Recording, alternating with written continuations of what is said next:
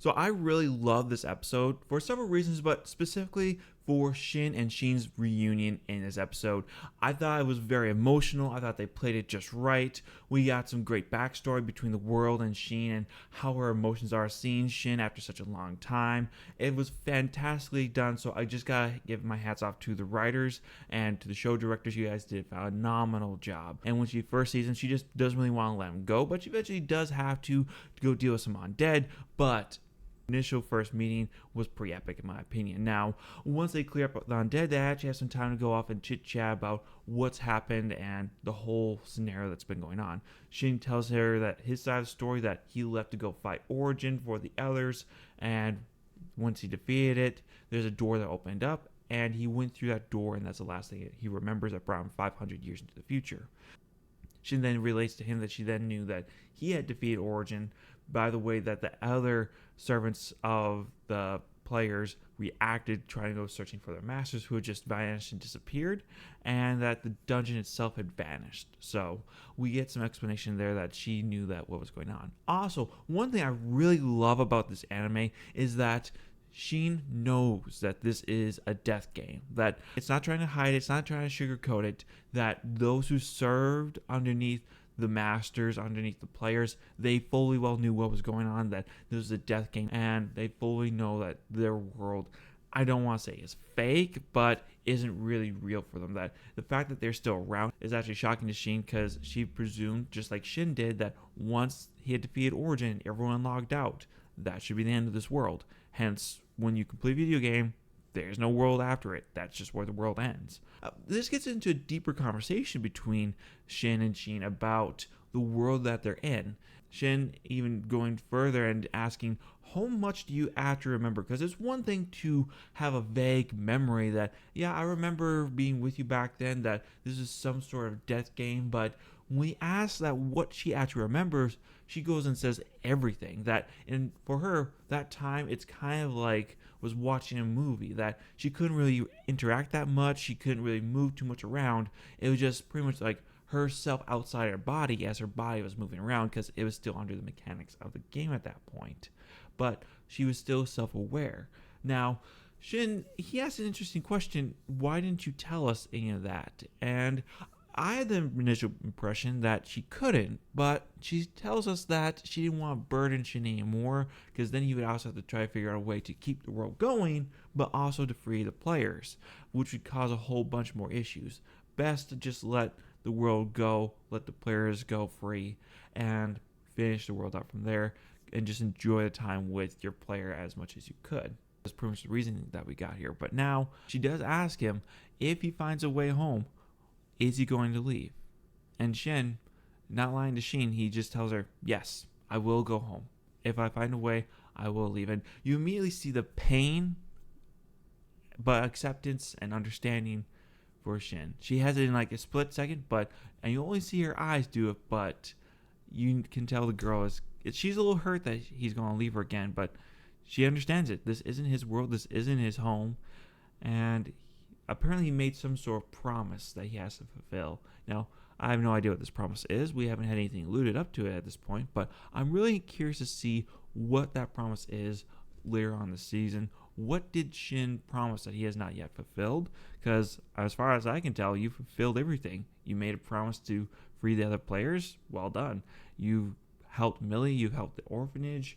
What promise has our boy not yet fulfilled that would be weighing so heavily on his mind that Sheen would remember it as well? So I'm looking forward to see what that is. Also, as a side note, Sheen's little fox, the Elemento tail, she can now speak, apparently.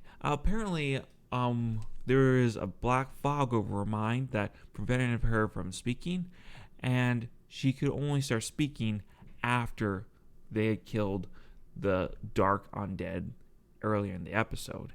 And now that that's now gone, she now speaks freely, and apparently her tail that was one tail before has now spread out into three tails, really demonstrating that she is a spirit fox. Now, with that said, Shin asks her if she can, just speak telepathically to him and keep this tail in one form, which she does well. And Shin, for herself, she reaches out and wants to pet her as well. So it's a very cute scene. I personally love it. I'm sorry, I got a little bit of a cutesy heart here. I absolutely loved it. Now, I do want to discuss that darkness that was over Yuzuna, the little foxtail girl, because that darkness wasn't any normal, just like your run-of-the-mill undead. Yes, it was an undead army, but the dark essence that was created in the Ghostlands from all those undead came together and formed a Skullface Lord. And that Skullface Lord was around level 804. Shin could still take care of it, but it was a massive monster that he had to take out. And the issue is that at that time when it appeared, he was with William and Lucia. And Lucia at this point, she had just got her purification skills from dealing the finest blow to a Skullface Jack that William had taken out for her. So not only is it just Shin, William, and Lucia in there, but now they have to figure out a way to defeat all these undead before they get to the capital, because a Skullface Lord is pretty much a calamity. It's a nation destroyer. It will obliterate everything in its path, and if you don't take care of it right away, bad things to come your way. But what are you going to do? Like, there's no way William and Shin and Lucia could take care of it. At least that's what William thought. And when Shin said he's going to stay and fight, he tried to convince him to come, but Shin then unlocked his full potential, demonstrating to William that, yeah, you might be right that I'm some kind of chosen one here because I got these immense powers. Now, with his abilities fully unlocked, he gives William a speed boost for him to run out of there, and he opens a path using a magical lightning blast to clear out a lot of the undead. So William and Lucia can get out of there scot-free.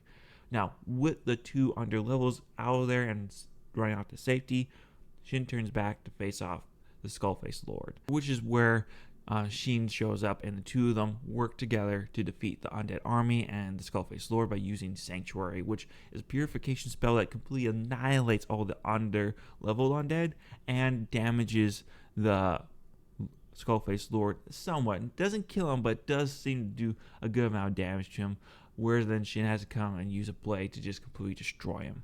It doesn't take him too long, but it is a pretty massive strike they use against the darn thing. Now, one thing I want to mention is that as the creature is dying, it actually speaks and comments on Shin's power reaching towards him before ultimately collapsing.